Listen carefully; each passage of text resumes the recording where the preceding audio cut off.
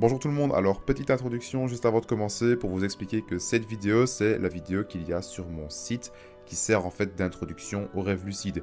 Je la remets ici parce que c'est sûrement le meilleur résumé que je pourrais faire de tout ce qui tourne autour du rêve lucide et voilà, je trouve ça sympa de la mettre ici.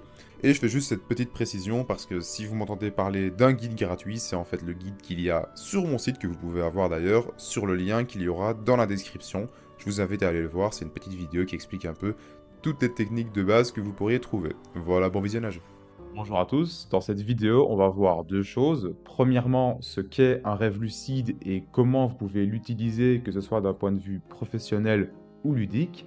Et deuxièmement, à quoi va vous servir et comment vous pouvez utiliser le guide que vous allez recevoir juste après cette vidéo. Donc pour commencer, qu'est-ce que c'est exactement un rêve lucide? La définition scientifique d'un rêve lucide, c'est un rêve dans lequel on est conscient du fait qu'on est en train de rêver. C'est un phénomène qui est prouvé scientifiquement et pour vous donner une idée du niveau de conscience que vous pouvez avoir dans ce rêve, si vous prenez le film Inception, il n'y a en fait aucune différence avec ce qu'est un rêve lucide. Ils sont dans un rêve de la même manière qu'ils seraient dans la vraie vie, c'est-à-dire qu'ils peuvent réfléchir, planifier leurs tâches et interagir avec le décor absolument comme ils veulent. La seule différence avec le film Inception, c'est que en fait dans le rêve lucide, il n'y a pas ce mode multijoueur où vous pouvez aller dans le rêve des autres comme dans le film. Sinon, en termes de conscience, c'est exactement la même chose et je pense que c'est le meilleur exemple que je peux vous donner pour illustrer ce qu'est le rêve lucide. La différence du coup avec un rêve normal où vous n'êtes pas du tout conscient du fait que vous rêvez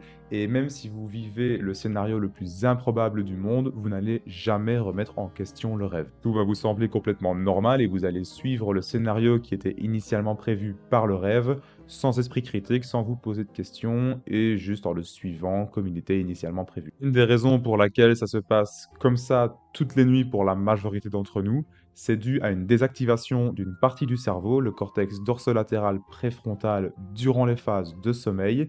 Et en fait, cette partie du cerveau, elle est liée à la métacognition, à la planification et à plein d'autres fonctions supérieures. Et c'est maintenant que ça devient intéressant, car en fait, ce qu'il faut savoir, c'est qu'il est possible de réactiver cette partie du cerveau pendant nos phases de sommeil pour récupérer ses capacités. Lorsque cela se produit, vous allez devenir lucide et donc conscient dans votre rêve de la même manière que si vous étiez éveillé, un peu comme si vous aviez une deuxième vie pendant la nuit. Et ce qui est génial, c'est que là où dans un rêve normal, ce manque de conscience vous empêche en fait de pouvoir modifier le scénario du rêve à votre guise si jamais vous vous retrouvez dans un scénario qui ne vous convient pas que vous voudriez changer. Une fois que vous deviendrez lucide, vous pourrez alors modifier le scénario du rêve à votre guise pour y faire absolument ce que vous voulez. Pour ceux qui sont déjà en train de se dire que le rêve lucide c'est juste un truc pour les personnes qui ont une vie où ils ne peuvent pas faire ce qu'ils veulent et que vous pouvez déjà faire ce que vous voulez, je vais vous montrer à quel point ça va encore plus loin que ça avec des applications du rêve lucide, que ce soit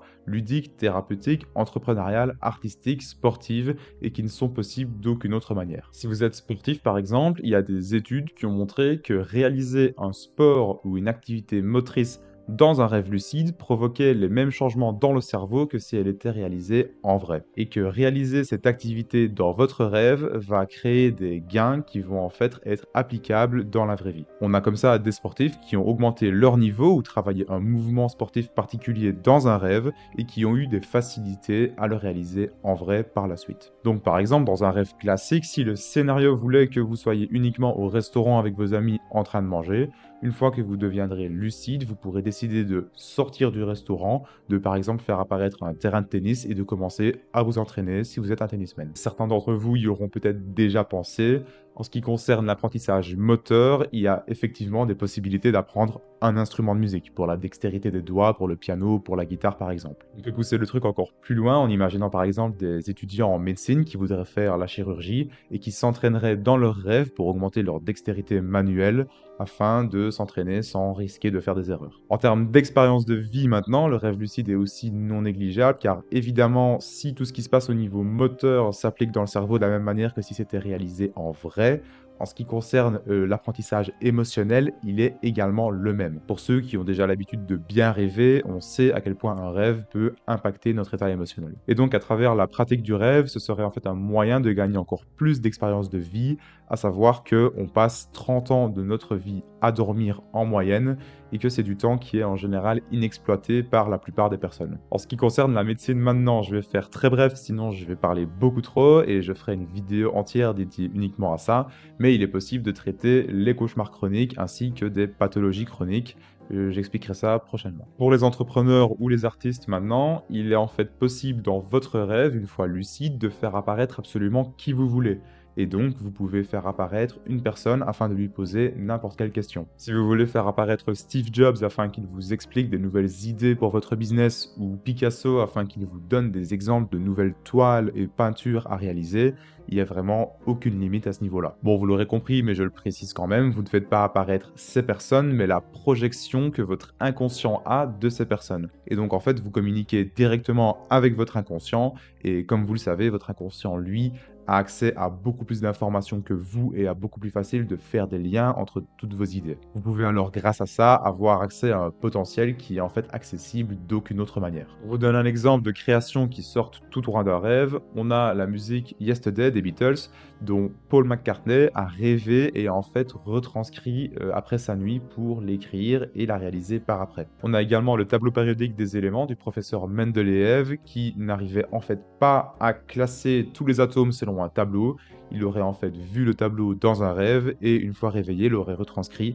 Le tableau que vous connaissez aujourd'hui étant celui qu'il a vu dans son rêve à une seule modification près. Pour ces deux créations, pour ne citer qu'elles, parce qu'il y en a plein d'autres, c'est l'inconscient de ces personnes qui a en fait mis ensemble et assemblé ces idées afin de créer quelque chose de nouveau. Dans leur cas, c'est le scénario du rêve qui a mis en avant tout ça par chance, mais imaginez pouvoir créer des scénarios qui favorisent en fait l'émergence de nouvelles idées absolument quand vous voulez grâce au contrôle que vous auriez avec la lucidité. Si vous êtes dans la médecine comme moi par exemple, imaginez pouvoir faire apparaître Andrew Huberman pour qu'il vous donne une conférence privée qui ne serait en fait rien d'autre que lui en train de vous expliquer des idées que vous auriez emmagasinées inconsciemment et de créer des liens entre elles pour vous les donner afin que vous puissiez y avoir accès dans la vraie vie. J'ai d'ailleurs pas mal utilisé ça pour trouver pas mal d'idées et si c'est valable pour créer de nouvelles idées, c'est également valable pour aller en rechercher des anciennes, car vous avez accès en fait à votre mémoire et à vos souvenirs. Je ne détaillerai pas plus là-dessus pour l'instant. D'un point de vue ludique maintenant, car si vous pouvez faire apparaître qui vous voulez pour avoir accès à des informations, vous pouvez également faire apparaître qui vous voulez pour, par exemple, avoir une activité sexuelle. Une étude a d'ailleurs montré que les réactions physiologiques enregistrées pendant un acte sexuel dans un rêve lucide sont comparables à l'activité sexuelle réalisée dans la vraie vie. Vous pouvez également voler, ce qui procure des sensations qui sont complètement incroyables. Pour ceux qui ont déjà fait un saut en parachute, imaginez la même chose avec la notion du coup d'horizontalité et de contrôle où vous pouvez aller absolument où vous voulez. Par contre, c'est sûrement une des choses les plus difficiles à maîtriser, car de par les sensations très intenses qui sont créées, au début, vous allez vous réveiller assez souvent. Vous pouvez également vous téléporter, aller où vous voulez, explorer des endroits qui soient imaginaires ou réels, respirer sous l'eau également. Enfin, la seule limite, c'est celle de votre imagination. Il y a encore plein d'autres exemples. Tout ça n'est évidemment pas réalisable dès le début. C'est un tout nouvel environnement qu'il va falloir apprendre à maîtriser. De la même manière que la première fois que vous allez dans l'eau, il faut apprendre à nager.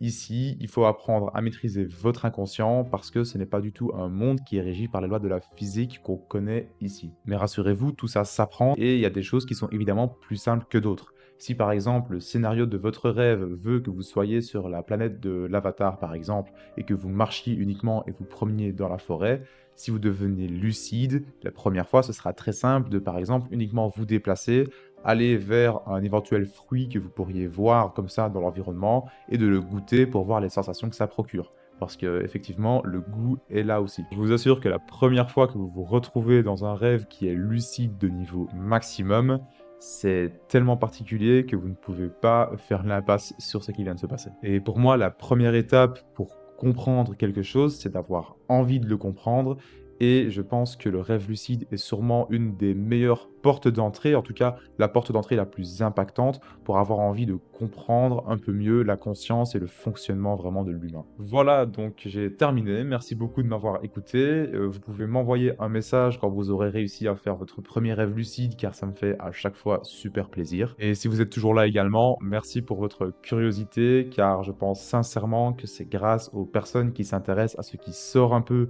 du cadre classique que les choses avancent, et sincèrement pour ça, merci. Et on se retrouve dans quelques minutes normalement dans les vidéos du guide.